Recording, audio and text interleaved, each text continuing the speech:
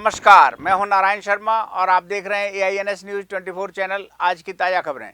All India Congress committee की सहयोगी संस्था प्रोफेशनल कांग्रेस के 5 वर्ष पूर्ण होने पर रायपुर में नेशनल कॉन्क्लेव का आयोजन किया गया। इस कार्यक्रम में पहले दिन कांग्रेस के वरिष्ठ नेता शशि थरूर, RBI के पूर्व गवर्नर रघुराजन शामिल हुए। मुख्यमंत्री भूपेश बघेल ने यहां राज्य में संचालित गोधन न्याय योजना के बारे में संपूर्ण जानकारी दी, जिसे सभी नेताओं ने एक मत होकर छत्तीसगढ़ का मॉडल कहा। शशि थरूर ने इस योजना को पूरे देश में ले जाने की बात भी कही। अखिल भारतीय कांग्रेस कमेटी की सहयोगी संस्था प्रोफेशनल कांग्रेस के 5 वर्ष पूर्ण होने पर रायपुर में नेशनल कॉन्क्लेव का आयोजन किया जा रहा है। 2 दिनों तक चलने वाले इस कॉन्क्लेव में कांग्रेस के वरिष्ठ नेता शशि थरूर, RBI के पूर्व गवर्नर रघुराजन समेत मुख्यमंत्री भूपेश बघेल भी शामिल हुए। इस कॉन्क्लेव में छत्तीसगढ़ की महत्वाकांक्षी योजनाओं पर चर्चा की गई। मुख्यमंत्री भूपेश बघेल ने इस मौके पर कहा कि देश ने गुजरात मॉडल को देख लिया है। सरकारी संपत्तियों को बेचा जा रहा है, अमीर और अमीर हो रहे हैं, देश में महंगाई भी बढ़ रही है। देखिए, गुजरात मॉडल की चर्चा करके तो अब वर्तमान भारतीय जनता पार्टी की सरकार सत्ता में आरूढ़ हुई, लेकिन गुजरात मॉडल की चर्चा क्या है उसके बारे में चर्चा कर नहीं रहे हैं। लेकिन देखने में यही आ रहा है, जितने पर संपत्तियां हैं, देश की संपदा है, उसको लगातार बेचा जा रहा है। तो संभवतः यही गुजरात मॉडल है, जिसमें बेरोजगारी बढ़ी है, अमीर और अमीर हो गए, गरीब और गरीब होते जा रहे हैं। ये गुजरात मॉडल है। और छत्तीसगढ़ मॉडल ये है कि हर आदमी के हाथ में काम हो, हर आदमी के, हर व्यक्ति के जेब में पैसा जाए। ये छत्तीसगढ़ मॉडल है। ऑल इंडिया प्रोफेशनल कांग्रेस के अध्यक्ष शशि थरूर ने कहा कि यहां आकर सरकार की कार्यशैली से मैं बहुत खुश हुआ। उन्होंने कहा कि हम छत्तीसगढ़ सरकार का उदाहरण पूरे देश को दिखाएंगे। मैं तो ऑल इंडिया प्रोफेशनल्स कांग्रेस के इतिहास के बारे में, चरित्र के बारे में बता सका।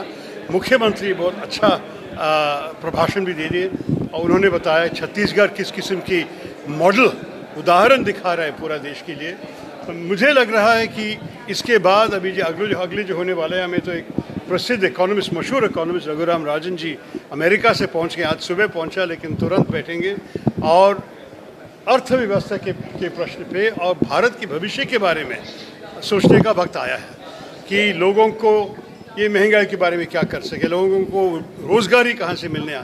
तो ये सब प्रोफेशनल्स के मन में है और इसलिए इस विषय पे हम चर्चा शुरू करेंगे।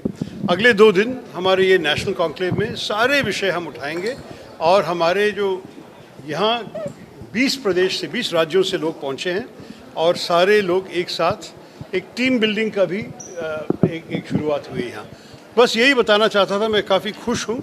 मैं आज सुबह भी कहा था कि जब लोग हमसे पूछते हैं कि अगर कांग्रेस अधिकार में वापस आए दिल्ली में तो किस किस्म की सरकार लेके आएंगे, मैं गर्व से कहता हूँ अब छत्तीसगढ़ आके देखिए कि कैसे लोग संतुष्ट है हमारी सरकार के काम से।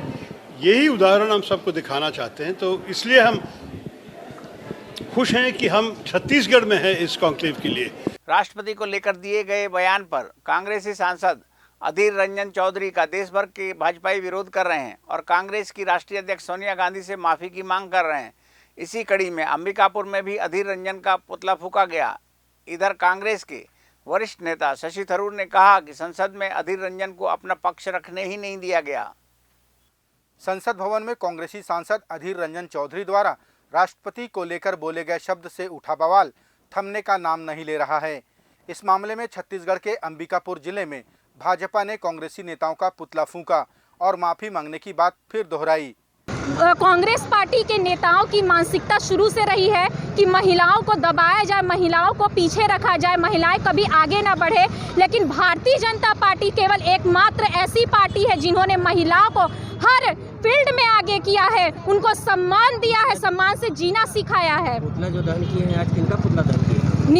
अधीर रंजन चौधरी जी का पुतला पूरे प्रदेश में, छत्तीसगढ़ प्रदेश में भारतीय जनता पार्टी का परिवार, जो कि हमारी राष्ट्रपति मुर्मू जी का अपमान नहीं सहेगा, इस उद्देश्य से पूरे प्रदेश में कांग्रेस पार्टी के नेता का पुतला दहन किया जा रहा है। क्या चाहते हैं आप? हम चाहते हैं कि कांग्रेस के नेता के ऊपर FIR दर्ज हो और साथ ही साथ वो माफ़ी भी मांगे। उनके पूरे पार्टी के लोगों को माफ़ी मांगनी चाहिए और जब तक वे माफ़ी नहीं मांगेंगे हम भारतीय जनता पार्टी का ये परिवार तब तक आंदोलन करते रहेगा। इधर प्रोफेशनल कांग्रेस के नेशनल कॉन्क्लेव में शामिल होने रायपुर पहुंचे कांग्रेसी नेता शशि थरूर ने कहा कि अधीर रंजन चौधरी ने सदन में जाने से पूर्व ही अपनी मानवीय भूल से अवगत कराया था, लेकिन सदन के अंदर उन्हें बोलने का मौका ही नहीं दिया गया। शुरुआत से ही कहा, क्योंकि उस सुबह पार्लियामेंट के अंदर जाने के पहले उसने बताया था कि ये चूक हुई, मेरे मुंह से ऐसे निकल गया, मैं तुरंत मान लेना चाहता हूँ, मैं ऐसे कोई बुरी नीयत नहीं थी हमारी तरफ से, नो बैड इंटेंशन। लेकिन उनको बोलने का मौका भी नहीं दिया। आपको पता है कि जब हम क्वेश्चन आवर की शुरुआत में कोई भी मौका मांगते हैं स्पीकर से बात करने के लिए, स्पीकर बोलते हैं बैठिए बैठिए, आपको 0 आवर में मौका मिल जाएगा। लेकिन जब स्मृति जी उठ के बोलने लगे, कोई रुका नहीं, उनको 10 मिनट तक चलते रही और सारे को अटैक करके, हमला करके क्या क्या बोल रही थी वो। तो हमें तो अब अजीब सा लगा कि इसको ये मौका दे दिया। ये मौका देने के बाद कम से कम जिसका नाम लिया होता उसका तो जवाब देने का मौका दे दो, उनको भी जवाब नहीं मिला। तो हम खुश नहीं है जो कुछ हुआ है। मतदाताओं की पहचान स्थापित करने के उद्देश्य से भारत निर्वाचन आयोग के निर्देश पर अब मतदाता परिचय पत्र में संशोधन किया जाएगा। यह प्रक्रिया आगामी अगस्त माह से प्रारंभ होगी। छत्तीसगढ़ के मुख्य निर्वाचन पदाधिकारी पी दयानंद ने इसकी संपूर्ण जानकारी मीडिया से साझा की। उन्होंने बताया कि अब नए मतदाता अपने नाम को साल में 4 बार जुड़वा सकेंगे।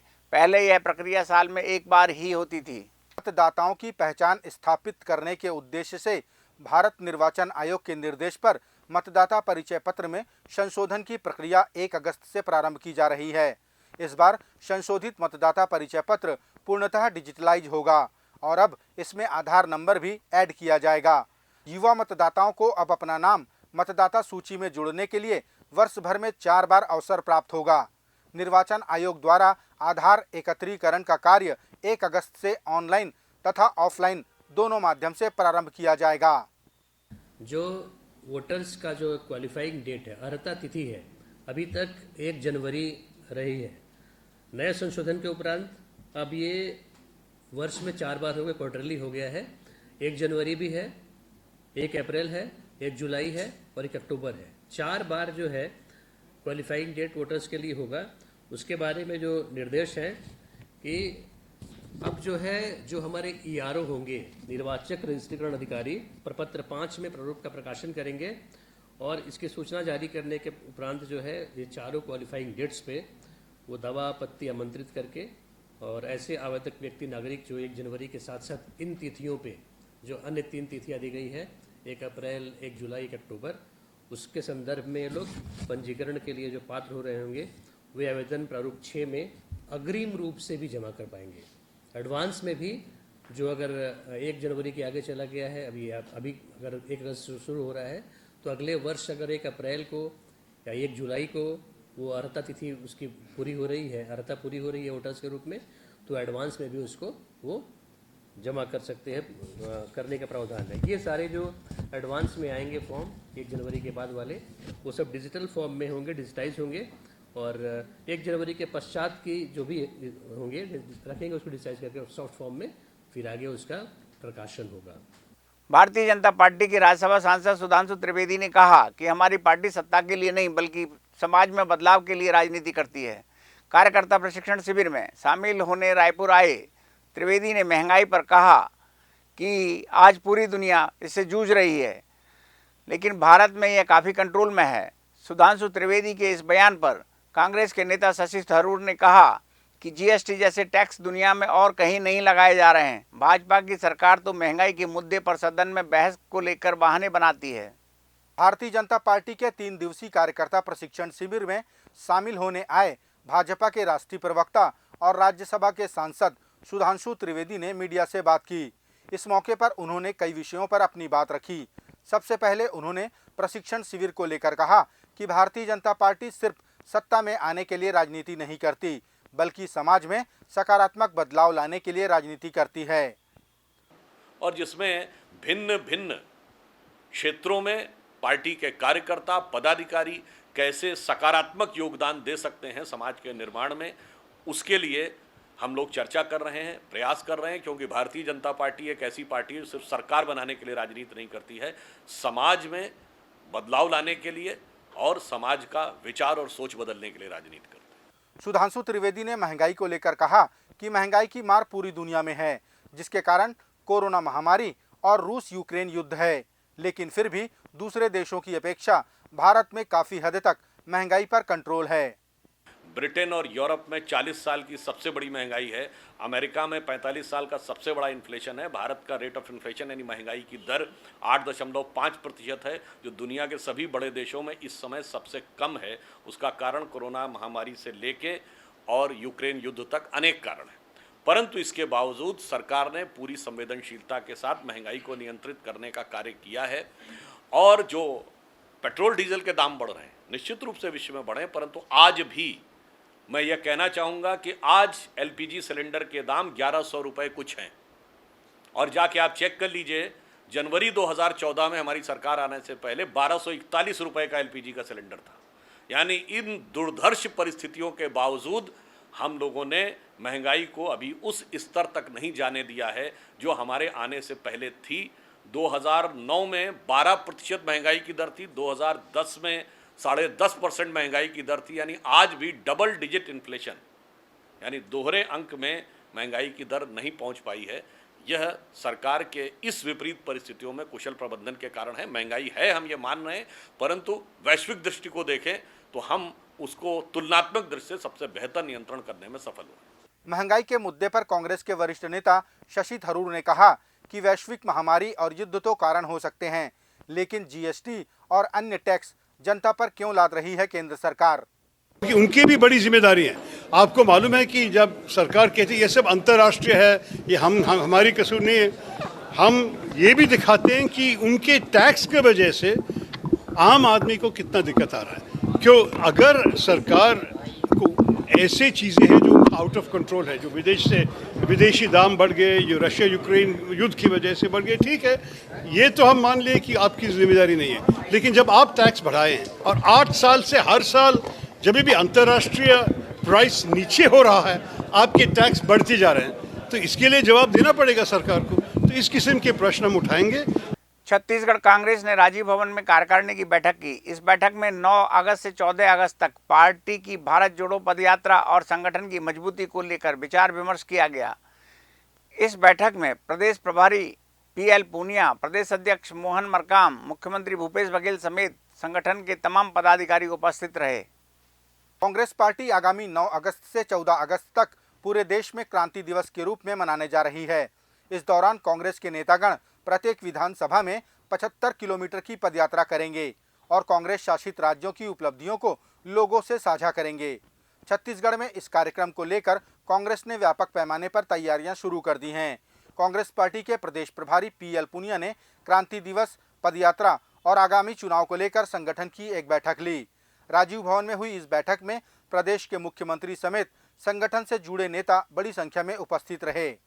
देखिए, हम लोग हर स्तर पर हम लोग तैयारी कर रहे हैं और संगठन का काम है सतत चलने वाली प्रक्रिया। हम 2023 और 2024 का चुनाव की तैयारी कर रहे हैं। बस्तर में लगातार एक सप्ताह से हो रही बारिश के चलते शबरी और गोदावरी नदी का जलस्तर बढ़ गया है, जिसके चलते सुकमा जिले के कोंटा क्षेत्र के गाँवों में बाढ़ का पानी घुस आया।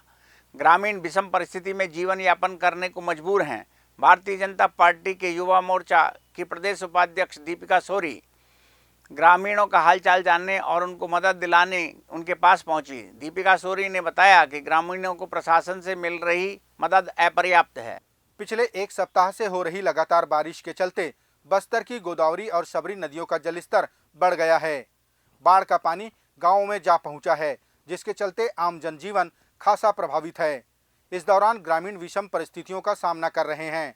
ग्रामीणों की मदद के लिए भारतीय जनता पार्टी के युवा मोर्चा की प्रदेश उपाध्यक्ष दीपिका सोरी ने बाढ़ग्रस्त गांवों का दौरा किया। दीपिका ने इस दौरान नदियों को शांत किए जाने को लेकर गंगा पूजन भी किया।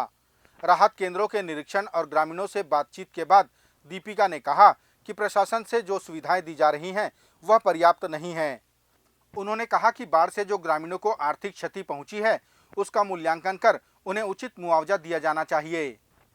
छत्तीसगढ़ के अंतिम छोर कोंटा जो बसा हुआ उसमें पिछले 8 से 10 दिनों में बाढ़ की स्थिति निर्मित हुई है और पूरे 15 वार्डों में बुरी तरीके से पूरी पानी भर चुकी है। पूरे लोगों के घर पूरे डूब चुके हैं, जनजीवन पूरे अस्त व्यस्त है। जिला प्रशासन के द्वारा सभी आमजनों को कोटा केबिन या फिर कहीं स्कूलों में उनको स्थानांतरित किया गया है और सभी के घर लगभग डूब गए हैं। लोग परेशान हैं मानसिक रूप से और जिला प्रशासन से मैं अपील करना चाहती हूँ कि लोगों को सूखा राशन के साथ साथ खाना से बने पैकेट भी जो समय पे उपलब्ध कराएं। कोंटा क्षेत्र में आई बाढ़ के चलते गांवों के घरों के अंदर तक बाढ़ का पानी जा पहुंचा है। प्रशासन से मिल रहे सूखे राशन को पकाने की व्यवस्था न होने के कारण भी ग्रामीण परेशान हैं। कोंटा से अनवर हुसैन की रिपोर्ट। महासमुंद जिले के सरायपाली में दर्जन भर महिलाएं आकाशीय बिजली की चपेट में आ गईं, जिनमें 5 की मौके पर ही मौत हो गई। बाकी महिलाओं को इलाज के लिए अस्पताल ले जाया गया। एक की हालत गंभीर होने पर उसे रायपुर के मैकाहारा अस्पताल में रेफर किया गया। प्रदेश के स्वास्थ्य मंत्री टीएस सिंहदेव ने पीड़ित महिला से वीडियो कॉल पर बात की और हालचाल जाना। उन्होंने डॉक्टरों को बेहतर इलाज के लिए निर्देश भी दिए। महासमुंद जिले के सरायपाली में आकाशीय बिजली की चपेट में आने से खेतों में काम कर रही दर्जन भर महिलाएं प्रभावित हुई हैं, जिनमें से 5 महिलाओं की मौके पर ही मौत हो गई। 5 महिलाओं का इलाज स्थानीय अस्पताल में किया जा रहा है, जबकि गंभीर हालत में चोटिल हुई एक महिला को इलाज के लिए रायपुर लाया गया। प्रदेश के स्वास्थ्य मंत्री टीएस सिंहदेव ने रायपुर में इलाज करा रही महिला से वीडियो कॉल पर बात की और घटना की जानकारी ली। उन्होंने सरायपाली और रायपुर के डॉक्टरों को बेहतर इलाज के लिए निर्देशित भी किया। सरायपाली में कुछ महिलाएं बिजली के चपेट में आने के चलते, आकाशीय बिजली के चपेट में आने के चलते मृत हो गई और 5 महिलाओं की दुखद मृत्यु हो गई। साथ में उन्होंने बताया कि बाकी उपचार अस्पताल में चल रहा है और उन्होंने मेरी बात भी कराई। एक महिला जो अस्पताल में थी उनसे मैंने हाल उनका पूछा। चोट आई थी, दिख रहा था, लेकिन कुछ राहत महसूस कर रही हैं। उपचार हो रहा है कि नहीं मैंने पूछा, उन्होंने कहा कि नहीं, संतोषजनक उपचार हो रहा है। बाद में बीएमओ मौके पे थे, उनसे भी बात हुई। उन्होंने भी बताया कि ऑन स्पॉट 5 महिलाओं की मृत्यु हो गई थी। एक गंभीर हालत में थी, उनको एम्बुलेंस से रायपुर मैकाहारा रेफर कर दिया गया है और 5 महिलाओं का उपचार सरायपाली सीएचसी में चल रहा है। हम उनके कुशल क्षेम की कामना करते हैं। बाद में विधायक जी भी मौके पे आ गए थे और उनसे भी मेरी बात हुई। सब मिलके जो परिवार हैं उनके जिनकी मृत्यु हुई उनके क्रियाकर्म इत्यादि में सहयोग करना, जो बिजली के गिरने से घायल हैं उनके उपचार में हम सब मिलकर प्रयास कर रहे हैं सहयोग करने के लिए। राजधानी रायपुर में अपराधियों को पहचानने और प्रार्थियों की सहूलियत को ध्यान में रखते हुए क्रिमिनल गैलरी बनाई गई है। राजधानी के गंज थाने में बनी इस क्रिमिनल गैलरी का उद्घाटन वरिष्ठ पुलिस अधीक्षक प्रशांत अग्रवाल ने किया। यह क्रिमिनल गैलरी पूरे प्रदेश में पहली है, जिसमें तमाम अपराधों से जुड़े क्रिमिनलों की फोटो नाम के साथ चस्पा की गई है। राजधानी रायपुर पुलिस की अनूठी पहल है क्रिमिनल गैलरी। यह क्रिमिनल गैलरी राजधानी के गंज थाना में लगाई गई है। अपनी तरह की पहली और अनूठी इस क्रिमिनल गैलरी का उद्घाटन वरिष्ठ पुलिस अधीक्षक प्रशांत अग्रवाल ने किया। उन्होंने बताया कि अपराधियों की पहचान करने और प्रार्थियों की सहूलियत के लिए यह क्रिमिनल गैलरी सहायक सिद्ध होगी। इस क्रिमिनल गैलरी में सभी तरह के अपराधों में लिप्त क्रिमिनलों की तस्वीरें चस्पा हैं। साथ ही इसमें राज्य से बाहर के अपराधियों की फोटो भी शामिल है, जिन्होंने यहां वारदात को अंजाम दिया था। एक क्रिमिनल गैलरी क्राइम टीम के द्वारा बनाई गई है। इसका बेसिक पर्पज़ है, कई बार कुछ अपराधी जो लूटपाट करते हैं, जिनको प्रार्थी देखा होता है बट पर्सनली जानता नहीं है, या फिर कुछ ऐसी चोरियां भी होती हैं जिसमें सीसीटीवी फुटेज थोड़ी ठीक ठाक मिल पाती है, तो उनके आइडेंटिफिकेशन के लिए क्रिमिनल गैलरी काम आएगी। और वैसे प्रार्थियों को हम लोग ला करके दिखा सकेंगे कि जिस चोर को या जिस लुटेरे को उन्होंने देखा है या जिसने उनके साथ घटना करी है, क्या वो इनमें से अगर किसी की पहचान करेंगे तो उसके आगे हमको विवेचना करने में मदद मिलेगी। इसकी फ़ोटो का चूँकि छोटा फेस अभी हमने लगाया है, अगर किसी को लगता है कि ये उसका मिलता जुलता है तो उसकी फिर फुल साइज़ फ़ोटो वो सब भी हमारे पास है, तो उनको दिखा करके पहचान करेंगे। दंतेवाड़ा और सुकमा के जंगल में 2 दिन पूर्व डीआरजी के जवानों और माओवादियों के बीच हुई मुठभेड़ में एक माओवादी को मार गिराया। माओवादी का नाम राकेश मड़गम है, जिसके ऊपर 5 लाख रुपए का इनाम था और 11 अपराध दर्ज थे। नक्सलियों के शहीदी सप्ताह के अंतर्गत मुखबिर की सूचना पर यह कार्रवाई की गई। दंतेवाड़ा और सुकमा जिले के सीमावर्ती इलाके में नहनी गुडरा के जंगलों में मुखबिर की सूचना पर डीआरजी की टीम को माओवादियों की उपस्थिति की खबर मिली। खबर पर पहुंची डीआरजी की टीम और नक्सलियों की मुठभेड़ में एक नक्सली के मारे जाने की पुष्टि हुई है। मृत नक्सली की पहचान राकेश मड़गम के रूप में हुई है, जो कि कटे कल्याण एरिया कमेटी का सदस्य था। डीआरजी के द्वारा एक जो कटे कल्याण एरिया कमेटी का सदस्य है राकेश मड़कम, जिसके ऊपर सरकार के द्वारा 5 लाख का इनाम घोषित है, इसका तथा साथ ही साथ 26 नंबर प्लेटून का सदस्य भी रहा था और चैतू जो कि SCM था उसका गनमैन भी था। तो काफ़ी महत्वपूर्ण काडर नक्सलियों का उसका शव दंतेवाड़ा डीआरजी ने बरामद किया है एक मुठभेड़ के बाद, जिसमें नक्सलियों ने ताबड़तोड़ फायरिंग करी दंतेवाड़ा डीआरजी पे और हमने आत्मसुरक्षार्थ उसका जवाब भी दिया। इसके पास से हमको एक छोटा हथियार एवं अन्य कुछ साहित्य एवं सामान भी मिला है। ये भी बताना तर्कसंगत है कि इस व्यक्ति के ऊपर, ये जो माओवादी काडर है, इसके ऊपर अभी तक 11 अपराध दर्ज किए जा चुके हैं और काफ़ी लंबे समय से ये कटे कल्याण एरिया, मालांगीर क्षेत्र, पूरा जो दरभा डिवीज़न था उसमें महत्वपूर्ण भूमिका में निभा रहा था। ये भी बताना आवश्यक है कि इस महीने में दरभा डिवीज़न में 5 इनकाउंटर हुए हैं, जिसमें 3 दंतेवाड़ा में तथा 2 सुकमा में। तो इस तरह से लगातार पुलिस की जो मुस्तैदी है वो जारी है और मैं आप सब मीडिया के बंधुओं के माध्यम से पुनः नक्सलियों से अपील भी करूंगा कि वो हिंसा का मार्ग छोड़ें और मुख्य धारा में जुड़ने का प्रयत्न करें। शहीदी सप्ताह के दौरान पुलिस की यह दूसरी सफलता है। मारे गए नक्सली के ऊपर 5 लाख का इनाम घोषित था और उसके ऊपर 11 अपराध दर्ज थे। दंतेवाड़ा से मोहम्मद लाल शाह की रिपोर्ट। सुकमा NSUI जिला अध्यक्ष कृष्णा सिंह के नेतृत्व में केंद्र सरकार की अग्निपथ योजना को लेकर एवं केंद्रीय जांच एजेंसियों के गलत उपयोग का आरोप लगाते हुए प्रधानमंत्री नरेंद्र मोदी और गृह मंत्री अमित शाह का पुतला जलाया और नारेबाजी की। सुकमा जिले में NSUI ने प्रधानमंत्री नरेंद्र मोदी और गृह मंत्री अमित शाह का पुतला दहन किया। NSUI ने केंद्र की अग्निपथ योजना का विरोध किया और ईडी जैसे संवैधानिक संस्था का उपयोग राजनीति के लिए करने का आरोप लगाया। NSUI के जिला अध्यक्ष कृष्णा सिंह ने बताया कि प्रदर्शन के दौरान NSUI के नेताओं की गिरफ्तारी और केंद्र सरकार की हठधर्मिता के विरोध में NSUI हमेशा प्रदर्शन करेगी। इस मौके पर सुकमा जिला NSUI उपाध्यक्ष शुभम नागुल, युवा नेता सलमान खान समेत दर्जनों NSUI के नेता मौजूद रहे। सुकमा से अनवर हुसैन की रिपोर्ट। ये थे आज के प्रमुख समाचार। आप देख रहे थे AINS न्यूज़ 24 यूट्यूब चैनल। कल फिर मिलेंगे ताज़ा तरीन समाचारों के साथ। तब तक रोजाना की ताज़ा खबरों के लिए आप हमारे लोकप्रिय यूट्यूब चैनल AINS न्यूज़ 24 को सब्सक्राइब, लाइक और शेयर करना ना भूलें। नमस्कार।